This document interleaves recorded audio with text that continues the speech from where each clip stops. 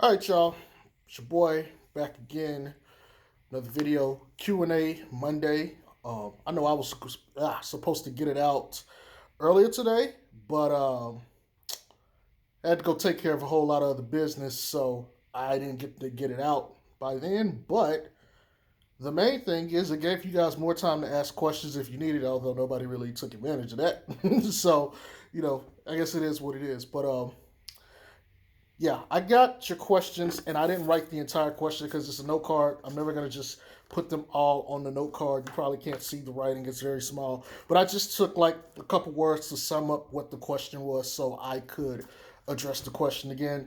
Just like the last one, I don't put your names by the questions. You'll know what you wrote, and so you could figure out, based on the conversation, like, okay, he's talking about my part or blah blah blah blah blah. But yeah, let's go ahead and get this started. So, the first question was about Zoe and his max contract. I believe the question was about, do I think he'll get it and everything? And honestly, nope. A max contract for Zoe is like 135, 150, and I think that's because he's never made an All Star game, and he'll never make one for the duration of this contract. So I think it puts a hard cap on how much they can pay him. And so a max contract is like, okay, what is a max player essentially? A max player is one of those guys, I guess you would call within the top 30 of the elites of the NBA. And they're probably somewhere between top 6 and 5 at their position. And even then, it's like usually there's like a tier list. The supermax guys are your like MVP level candidates. Your max contracts are like your all star, strong all star, consistent, perennial all star level guys. And then you got the other guys who are like fringe all star ish, lower tier all stars that could get money, max dollars too. But like most of the time, max guys, their stats are either like their stats are going to be really good either across the board, or they're going to do two things at the highest level. Like, for instance, Steph Curry is usually somewhere in the upper 20s or 30s in points per game. Um, and his stats are middling outside of that between rebounds and assists. He'll put up something like 29, 6 and 4, 6 and 5, 6 and 3, something like that, and everything. You'd be like, the assist stuff is respectable. Rebounding obviously is in line with what a point guard would get normally. And then you got the points per game, which is like huge. That's the upper crust, elite, top player, all time level point per game output. And so that's what could get you a max contract. Then you got guys like Rudy Gobert, who just got a contract, and his numbers aren't really amazing outside of like the rebounds. Like, he's like a double double guy every night, lower double double, but high on the rebounds. Obviously, no assists, and he's like a defensive stalwart, DPOY, DPOY kind of guy. Um, and so those kind of guys get paid too. Then you got guys like Ben Simmons, who's averaged like 18, 8 and 8, and stuff like that. The points per game aren't necessarily elite or high, but they're really good. In the package of a defensive player of the year level type candidate, plus you got high assists, high rebounding, and then you also got to look at, I guess, positionally, he's kind of up there overall in terms of everything from rebounds and stuff like that. So for Zoe to qualify for a max, his current numbers are 14 and some change, 5 and 4. I always do it like assists to rebounds. I know some people do rebound assist, or they either take whichever is the bigger number and alternate it. Just for future reference, whenever I do this, not 9 times out of 10, it's going to be points, assists, rebounds. Um, I don't think Zoe is going to get a max because for Zoe to get a max, okay, he's played 27 games. I believe it's either 27 or 26. He's played 27 or 26 games so far this season. Matter of fact, let's see. The Pels record is what, 12 and 15, so something like that. Whatever. Um, so he's played like 27, I think, games this season or something to that extent, right? That's for this to be a 72 game season. That's a little bit more than a third of the way there. Um, yeah, because 24, yeah, 24 would be the half point. So that's a third of the season. He would have to average for the rest of the year.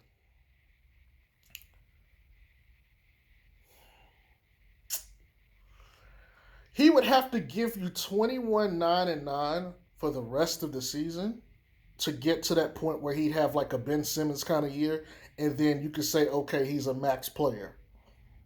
But 14, 5, and 4 for his position, I mean, yeah, for his position, that's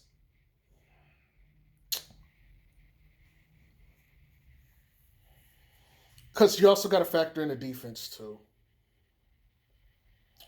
and the fact that he's ascending. I wouldn't pay him a max. I wouldn't think he's a max player based off of those numbers. Defense included, he's like right there. He's on the cusp, but not quite. Even if his assist and rebounds didn't improve, he would have to get up to around 17, 18 points per game this season for him to be that kind of guy. Now, prior to the season, matter of fact, I just noticed my camera's a little off here. Let me set my angle up a little bit better. All right. Yeah, that's better. So I think prior to the season, I've kind of given like ranges of numbers for the most part. I know a lot of people saw him being 18, 8, and 8 or something like that. That wasn't me. I was always around 14 to 15 points per game, favoring 15 around 7 and 7 or maybe 8 and 7. I didn't think he was going to have the same amount of rebounds as assists, unless his assist numbers were lower because you got Steven Adams plus Zion playing a full season. They're going to eat some of his rebounds. And with him playing out of position, I didn't think his rebounds were going to be as high. But still, he's hit the point per game marker that I thought like 14, 15 ish. The part I'm struggling to assess here is will he get enough rebounds and assists per game to offset that? Like I think you could make an argument for him if he had 14, 7, and 7 with all second team defense honors. If he did that, you could make an argument. But is he going to get the pass and make the assist numbers that he would need for people to buy on him? The other part is he's ascending. So you may pay him a max because it's a cheaper deal now. And as he's still ascending and growing, before he peaks, you're getting more value out of his contract because he's outplaying the value of the contract before you have to pay him the big, big money again. So is he going to get a max contract? I don't think so. I don't think, like, the only way he's getting a max contract is if he's putting up 20 points per game, which is all-star level. While we at it, okay, let me break it down like this. There's a point per game ratio that I have, and that's how I assess value in points per game. So basically, 0 to 5 is trash. Um, 5 to 10 is like mediocre. 10 to 5 is like average. Uh, really, it's more like 10 to 13 is average. 14 to 18 is good. Um, 19 to 21 is really good. 22 to 26 is all star caliber, and uh, anything above like 27 points per game is like all time great. People who score 27 points per game are like all time great scorers, right?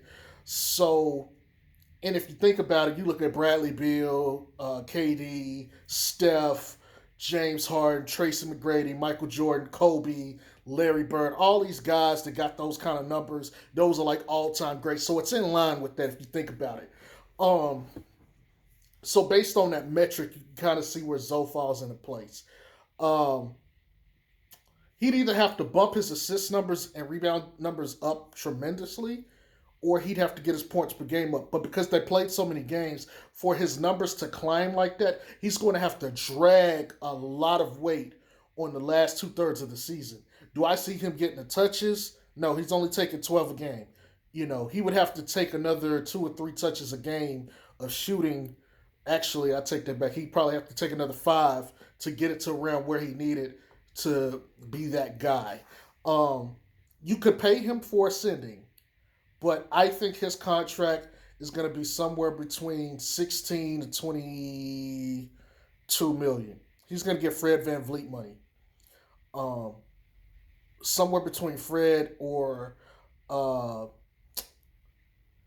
I think KCP is getting. You know what? No, Steven Adams is getting 17.5. So between Steven Adams and Fred Van Vliet money, that's probably where I think he'll range at, unless he has a tremendous the last 2/3 of the season. So that's my take on it. I know I spent a lot of time talking about that one. This is gonna be a long video, but I hope I answered your question about the contract. Um, which Pels are going to be traded by the deadline? All right, so obviously I was wrong about when. Damn, I need to adjust my camera a little more. Hold on. All right, there we go. So obviously I was wrong about when Zoe was going to be traded. So here's the thing, and I've said this numerous times before, but I want to repeat this for you guys. Lonzo fucked the Pelicans. Lonzo was better off not scoring and doing this right now, because here's the problem. And I'm going to talk about, because I know you're not asking about Lonzo, you're asking about the Pelicans in general. Lonzo, it was easy to sell him low to a team, and they could say, like, okay, he could trend up and we could get him right. It's harder now because if you go look at Lonzo's stats, depending on how far back you go, depending on how far back, he could be like a 19-8-8 or something, or 1966, or you get like some numbers like 16, 5-6 or something like that. You know what I'm saying? His recent productivity is fucking good. Field goal percentage is upper level. He's shooting, the only person shooting more threes or shooting threes at a higher clip is Steph, which is like 1.3% more over that span. And he's shooting like 46, 47. Ridiculous. He's shooting ridiculous recently. And so that plus the defense. And then, they're playing him as a 3-and-D guy. Depending on the team, they can say, well, if we plug him in as a 3-and-D guy, guess what? He works. Or you can sit here and say, okay, that's great, but if we run him at point guard, maybe we can get even more value out of him running point guard. If he fails at point guard, we can just stick him at 3-and-D because we know it works for him. So that's the conundrum, because now it's like, okay, the Pelicans can say, well, based on his production, he's not worth the second rounder or a late first. He's worth maybe 2 first rounders. He may be worth 2 first rounders and a second. He's worth a really good player, maybe 2 or 3 good players, or maybe even a starter level player, maybe upper level starter, and some bench pieces, maybe even trade components.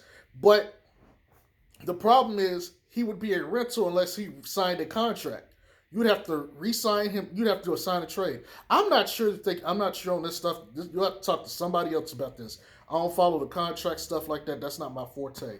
I'm not sure that they could sign him mid-season right now. I think they have to wait till the off-season, which means it'd be a word-of-mouth thing. Like, hey, I promise I'll re-sign with you guys this off-season.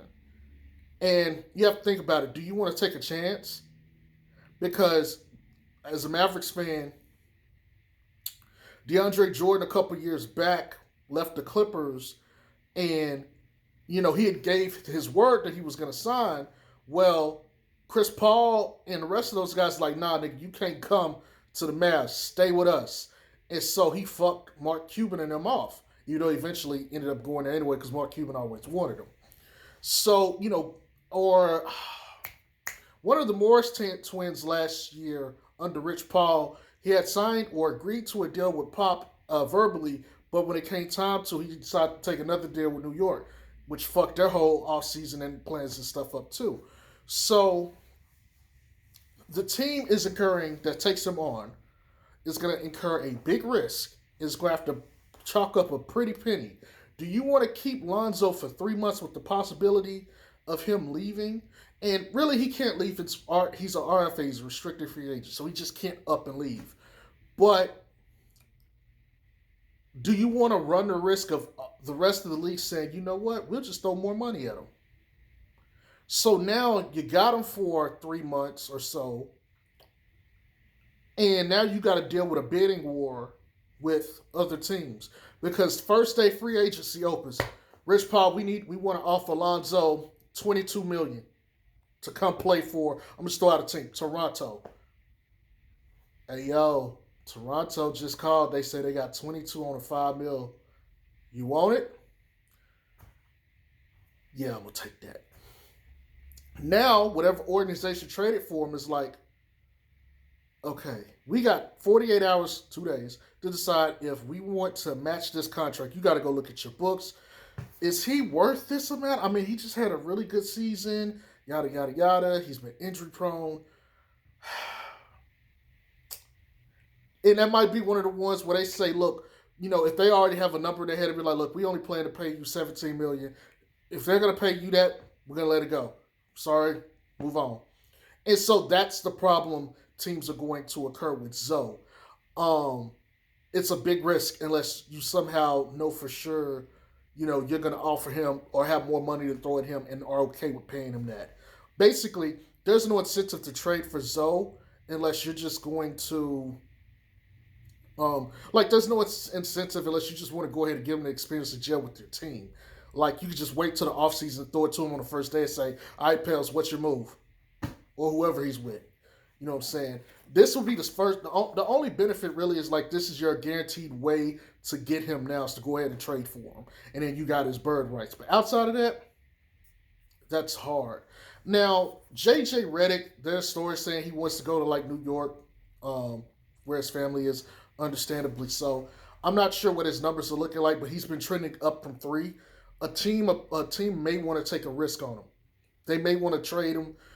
They might offer, a lower end player, bench player, someone like their 9th or 10th guy, and say, hey, we'll trade this for JJ, maybe a second round pick or something, or maybe even a first if they just think like JJ could help your team.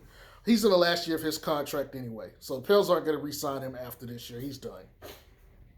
He's likely a movable. He's more likely a tradable piece to be traded by the deadline.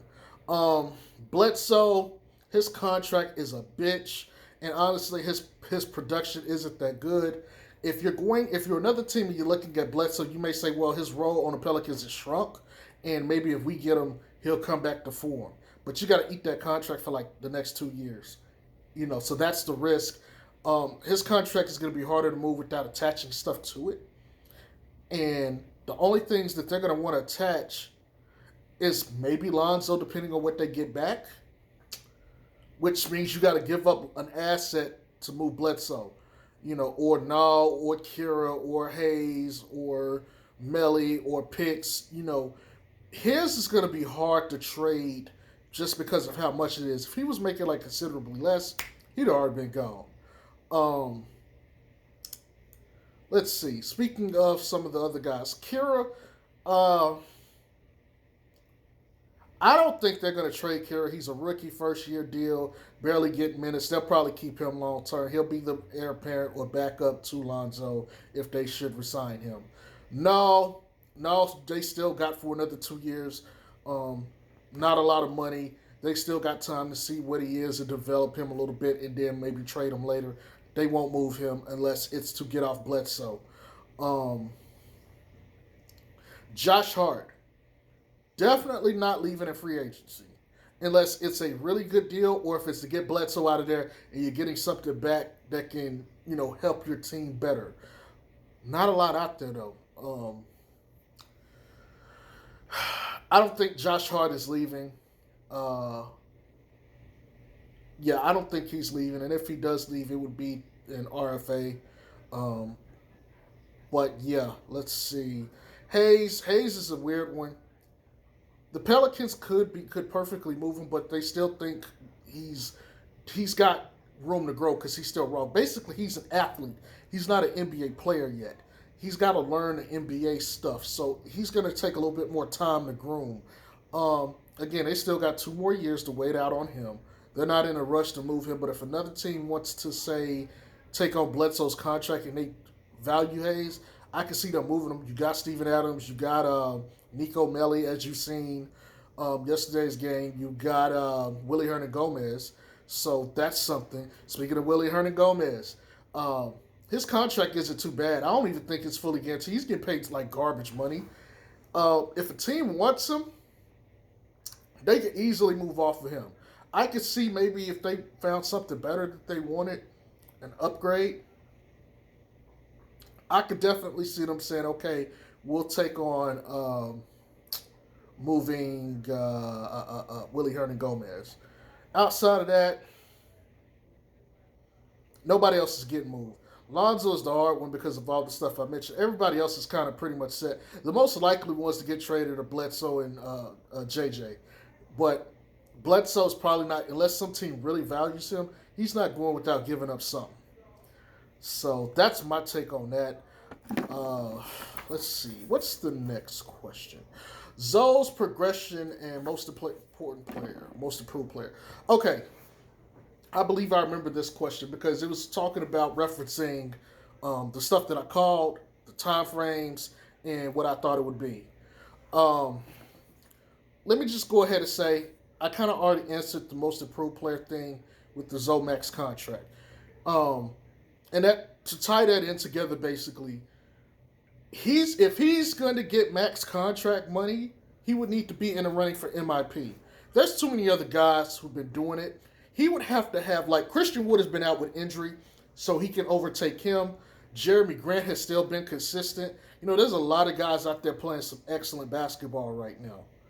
For him to do that, again, for the rest of the season, he'd have to give 21, 9, and 9. And the Pelicans will have to get a berth into the playoffs due to him, like, literally, getting them into the playoffs. He would have to carry. Jeremy Grant, they won't make the playoffs, but his numbers are good. Christian Woods, they may make the playoffs, and his numbers are good. You know, so that's what you got to deal with. Plus, for the first third of the season, they've been better. So your numbers are going to have to supersede theirs, plus get them into the playoffs, and you're going to have to make it to where you're a headliner, like a headline name. You know, which it's not too hard if you're a ball. You know, you just got to show up and play. Look at LaMelo. Look at Zoe his first couple years. Will he get most improved? I don't think so, though. I think it's too late. Now, his progression. So here's the thing about his progression. There's something I didn't tell you guys yet. Okay, I have a prediction that another 15 games after the 20, he would take another leap. The problem is it's dependent on way too much stuff, so it's not it's not guaranteed. His leap is dependent on the position of the Pels, whether he's traded, or whether his role changes on the Pels. If his role changes, I think he takes another leap. And that would be another 10 or 15 games, which would be around games 30 and 35 for him. That was my secret thing that I hadn't put out yet. But lo and behold, you guys are going to hear it now. Is it going to happen this year? I really don't know. There's so much going on. Like, the Pels aren't really... They're not stable enough to... Like, you can't just bet on them right now. That's the problem. You know, the first part of the year, him ascending due to his just growth as a player, yeah, that's easy to tell and predict. Another leap due to, just mastering the position and role, you don't know. You know, maybe B.I. would have to get injured or something, or Zion, and they're like, okay, and maybe you trade Bled, and it's like, you know, now it's like, okay, all we got is Zoe and such and such, so y'all going to have to do the bulk of the work. Then, you know, we can see that part of Zoe. But at that point, it's like if he puts up 21.99, the Pels are like, you're not letting him go. You see what I'm saying? But his progression this year is going to be dictated by Stan and the Pelicans organization if he's going to take another leap. He may take another leap because he's a genius player. That's always on the table.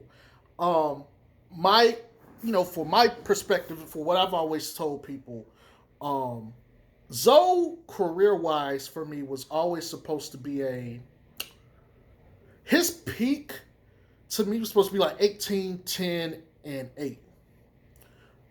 High efficiency like 46, 48%, 40 something percent from three, like 82% free throws. Defensive player of the year kind of guy too. That was what his peak is supposed to be. Historically, context. Chris Paul was something like that, maybe hit 20, 10, and something like that. Most point guards don't get the rebounds, but because he's taller, he's going to get rebounds that other guards wouldn't get. Look at Josh Hart. He's like top 5 rebounding guards, and he comes off the bench. Even though he's playing like 6-man level minutes, starter minutes sometimes. But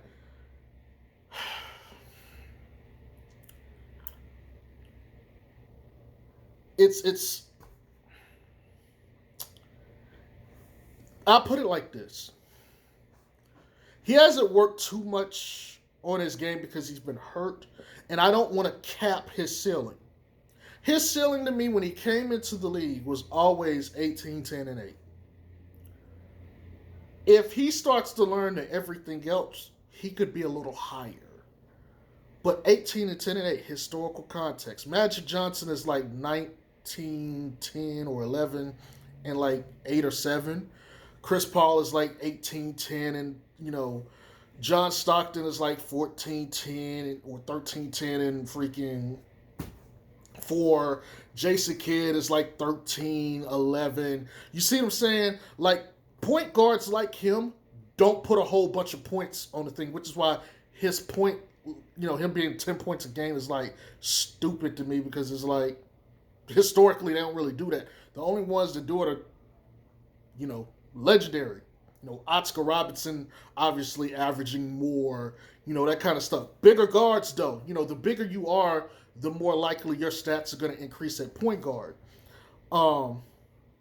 His progression is still, look, historical context, 5 to 6 years for point guards, 4 to 5 years for point guards to master position, period. In a discussion. It takes 4 to 5 years for them to fully get it. He's year 4. He has another year in my eyes. Technically, another year and a half based on the way the season is. If he's healthy, he gets another offseason, sky's the limit. I mean, I don't know how much better offensively he's going to get unless he starts adding other tools. Also, his role on teams. If they're just going to see him as a 3-and-D guy, that lowers his ceiling, But I see 3 more bursts. I see 3 more bursts of improvement. He can have one this year, and like another 2 next year, or another 1 next year, and then a 1 after that. After that, that's it. So his trajectory is based on his situation right now. I really don't know a better way to put it. Like I said, it's very hard. If I knew, like if he had gotten re-signed his deal, like, what's the guy's name? De'Aaron Fox had done, this would be a whole lot more easy to figure out. But it's too much uncertainty in the air. He could be on the Pels now. He could be on a team we never would have thought about, 6 months from now. You know what I'm saying? So there's no way to really tell. I'm sorry, I can't necessarily answer that. But my prediction was, depending on his role and everything, he would take another leap around games 30, 35. So be on the lookout for that. They're not too far away. Technically, he kind of already is. He really kind of already is. Technically, but I don't want to do technically. I want to be sound with it. And the last question is, does Stan Van Gundy have a hate affair with Zoe and Kira? And should they start playing together? And should Bled move to the bench? All right, look. No, he doesn't. Stan is an old school kind of coach. He coaches a certain way. He doesn't hate Zoe. Matter of fact, he loves Zoe. if to be honest, he believes in Zoe. He truly believes in Zoe and what he thinks Zoe is. The thing is, coaches like Stan just believe like, look, what you do best is what we're going to focus on. Next year, if he were on this team, he'd be like, okay, man, look, you shot mid ranges really well. We want to add more of that, this year. But right now, from what he's seen, this is where he's been best. It hadn't been pick and roll, but that was one of the things he mentioned he wanted to work on with Zoe this year. So he's taking more pick and rolls, getting to the line. He's been doing more. He don't hate Zoe, nor does he hate Kira. It's just Kira's 165. He's a rook. Very few point guards come into the league and just take over. There's not too many Lukas and LaMelos, and even LaMelo's not taking over, or Trae Young's. Not too many guys come in and just get it right off the bat. It takes time. It took GP, one of my favorite point guards. It took him like 3 or 4 years. He came in like 22, 24, somewhere like that. So he was around 26, 27 when he finally started to really get it. You know what I'm saying? So he believes in Zoe. If I believe truly, he don't want to let Zoe go. Zoe fits what Stan likes. I think Stan has to, his main focus is, look, because he agreed to come in and coach this team. He wanted to coach them for a reason. That's why he's been putting Zion on the ball and he's taking B.I. off the ball. You know what I'm saying? At first it was the B.I. show. Now it's the Zion show. And the stats show they're winning more with Zion at point guard. He moves Zoe to be a 3-and-D role, but in transition, get the ball up, do this. And even still, Zoe still is dictating point guard-esque things without the ball. So he's still impacting the game in that way. I think Ultimate Stan wants Zoe to be like, I think he sees him as kind of like someone put in the comments, Swiss Army knife. So that's what he thinks Zoe's going to be, Swiss Army knife. The problem is you can't be a Swiss Army knife if you don't have the tools. So pick and roll had to improve. I think someone posted that he's top 70% now in pick and roll. Lower turnovers, more scoring efficiency. All those things are improving. Mid-range is elite, shooting the best field goal percentage and all this other stuff his entire career. The point of this is, does he hate him? No. Absolutely not. You got to do what you got to do. But if he hated Zoe, would Zoe have played 17 straight minutes? Think about it. He took Zoe out earlier in the third so he could start in the fourth with Zion. And he played him the entire game. And even though the questions are meant for B.I. and Zion, he inserts Zoe into it. You don't do that for a guy you hate. I'm just saying. Kira, again, rookie, he's still got to learn. He's got time. Okay? He can only do so much, but you gotta find value. Stan want to win games. Stan with their bullshit. Stan